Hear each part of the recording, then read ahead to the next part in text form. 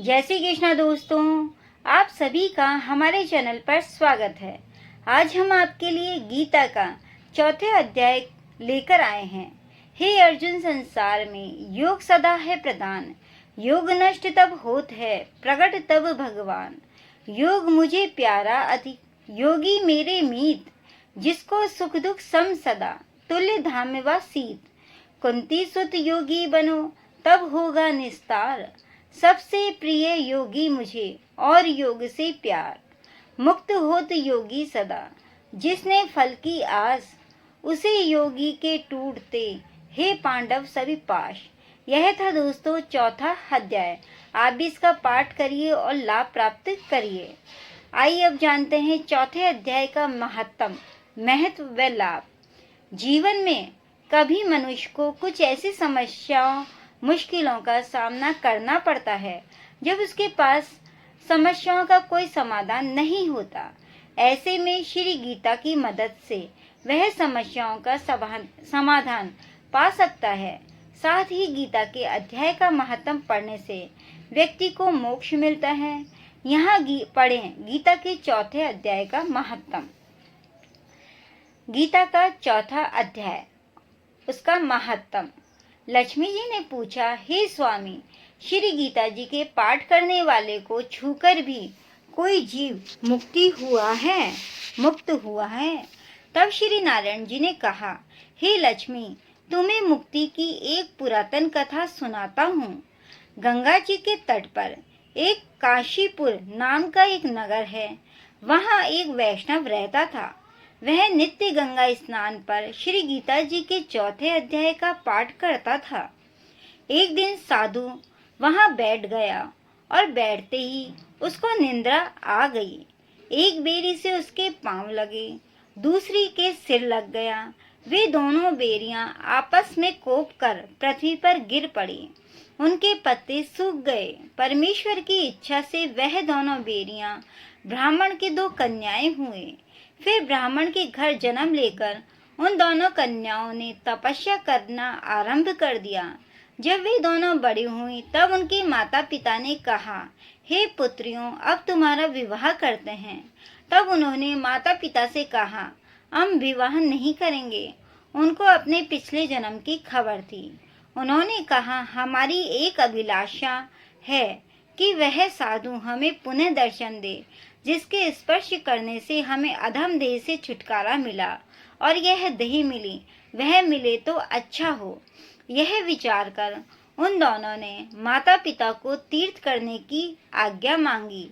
तब माता पिता ने उन्हें तीर्थ यात्रा की आज्ञा दे दी। तीर्थ यात्रा करती करती वह बनारस पहुंची तो वहां जाकर देखा कि वह तपस्वी बैठे हैं, जिनकी कृपा से हम बेरी की देह से छूटी हैं। तब उन दोनों कन्याओं की चरण वंदना की। साधु ने कहा, तुम कौन हो? कन्याओं ने कहा, हम पिछले जन्म में बेरियों की योनि में थी। एक दिन वन में तुमको बहुत धूप लगी, तब तुम बेरियों की छाया के तले आ बैठे। लंबा सन होने से एक बेरी से आपके चरण लगे और दूसरी से सिर लगा, तो उसी समय हम बेरी की योनि से मुक्त हो गए। अब हमने ब्राह्मण के घर में जन्म लिया है और बहुत सुखी हैं। आपकी कृपा से ही हम मोक्ष को प्राप्त हुए। तब तपस्वी ने कहा, मुझे उस बात का पता नहीं था। अब आप आज्ञा करें, मैं आपकी क्या सेवा करूं? क्योंकि तुम ब्राह्मण उत्तम जन्म श्री नारायण का मुख हो।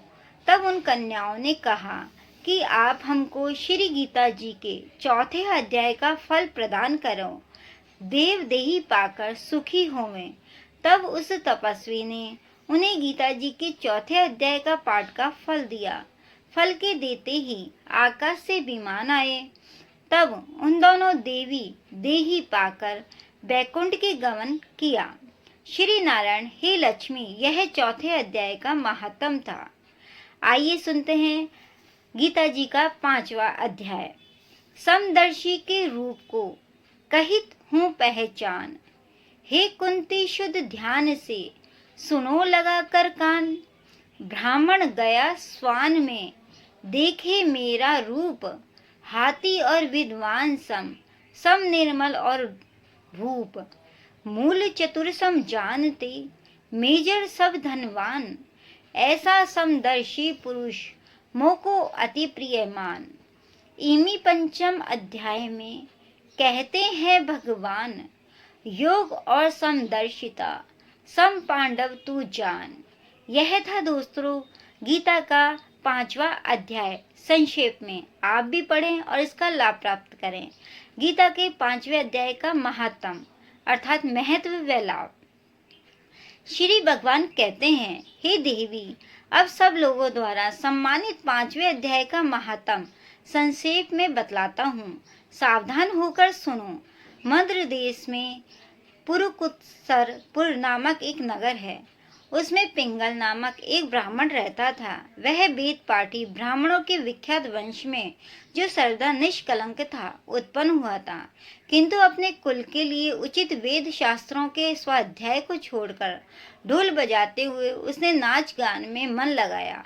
गीत नृत्य और बाजा बजाने की कला में परिश्रम करके पिंगल ने बड़ी प्रसिद्धि प्राप्त कर ली और उसी से उसका राज्य भवन में भी प्रवेश हो गया। वह राजा के साथ रहने लगा। स्त्रियों की सेवा और कहीं उनका मन नहीं लगता था, अर्थात उनके स्त्रियों के साथ ही उनका मन लगता था।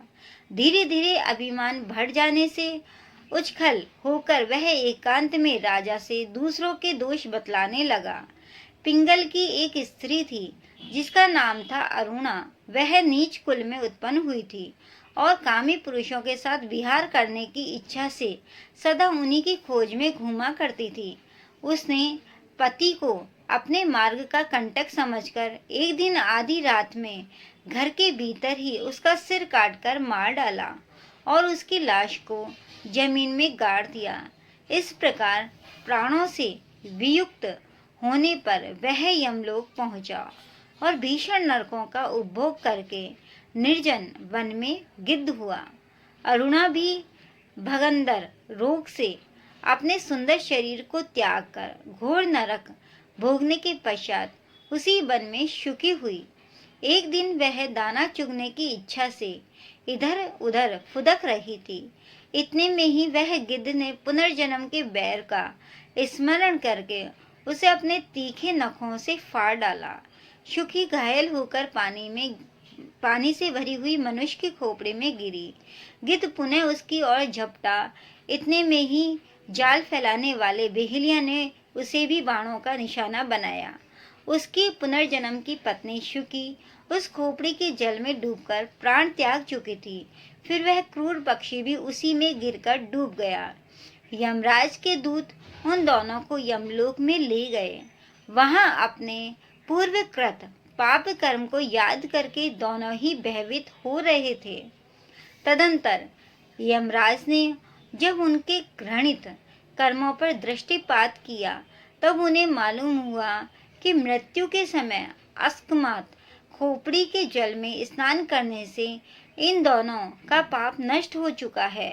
तब उन्होंने उन दोनों को मनोवांछित लोक में जाने की आज्ञा दी। यह सुनकर अपने पाप को याद करते हुए वे दोनों बड़े विस्मय में पड़े और पास जाकर धर्मराज के चरणों में प्रणाम करके पूछने लगे, भगवान, हम दोनों ने पुनर्जन्म में अत्यंत घृणित पाप का संचय किया है, फिर हमें मनोवांछित लोकों में भेजने का क्या कारण है? यमराज ने कहा, गंगा के किनारे वट नामक एक उत्तम ब्रह्मा ज्ञानी रहते थे।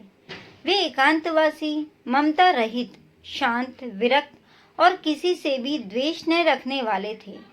प्रतिदिन गीता के 5वें अध्याय का जप करना उनका सदा नियम था। 5वें अध्याय को श्रवण कर लेने पर महापापी पुरुष भी सनातन ब्रह्मा का ज्ञान प्राप्त कर लेता है। उसी पुण्य के प्रभाव से शुद्ध चित्त होकर उन्होंने अपने शरीर का परित्याग किया था। गीता के पाठ से जिनका शरीर निर्मल हो गया था, जो आत्मज्ञान प्राप्त कर चुके थे, उन्हीं महात्मा की खोपड़ी का जल पाकर तुम दोनों पवित्र हो गए। अतः अब तुम दोनों मनोवांछित लोगों को जाओ, क्योंकि गीता के 5वें अध्याय के महात्म से तुम दोनों शुद्ध हो गए हो। श्री नारायण भगवान कहते हैं, सबके प्रति समान भाव रखने वाले धर्मराज के द्वारा इस प्रकार समझाए जाने पर दोनों बहुत प्रसन्न हुए और विमान पर बैठकर बैकुंठ धाम को चले गए। ओम हरिम ओम तत्सत। यह था गीता का 5वां अध्याय का महत्व और लाभ। आप भी दोस्तों गीता के 4थे अध्याय का संक्षेप में और 5वां अध्याय संक्षेप में पाठ करें और अपने जीवन को पवित्र बनाएं और मोक्ष की प्राप्ति करें। आपको यह अध्याय कैसे लगे तो कमेंट बॉक्स में कमेंट जरूर करें और हमारे चैनल को लाइक शेयर एंड सब्सक्राइब अवश्य कर दें। जय श्री कृष्णा दोस्तों।